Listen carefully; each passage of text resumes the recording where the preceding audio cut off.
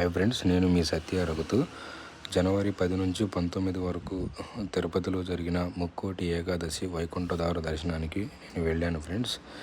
చూడటానికి చాలా బాగుంది ఫ్రెండ్స్. వైకుంఠ ద్వార దర్శనం నేను ఎప్పుడు చూడలేదు, ఇప్పుడే ఫస్ట్ సారి వెళ్ళాను.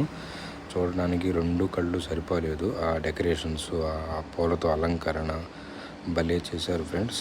స్వర్గం అంటే ఇలానే ఉంటుందా అనే విధంగా డెకరేషన్స్ చేశారు ఫ్రెండ్స్.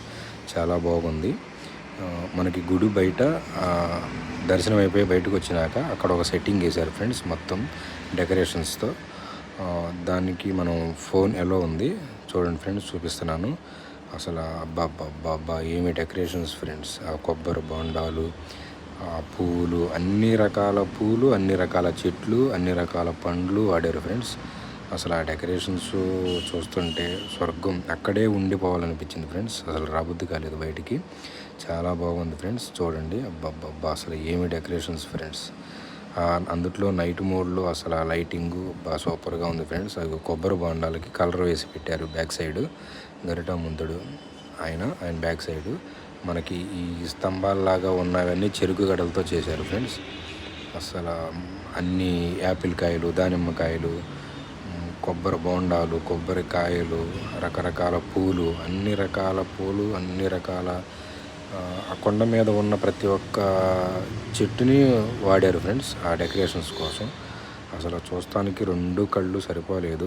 నాకైతే అసలు అక్కడే ఉండిపోదాం అనిపించింది. చూడండి ఫ్రెండ్స్, సరిగ్గా దానిమ్మకాయలు, యాపిల్ కాయలు, బత్తాకాయలతో డెకరేషన్ చేశారు. ఇక్కడ వెనకాల కూడా పూలు, దానిమ్మకాయలు, కొబ్బరికాయలు. అసలు డెకరేషన్స్ ఒక మాటలో చెప్పాలంటే అది మాటల్లో చెప్పలేనిది ఫ్రెండ్స్.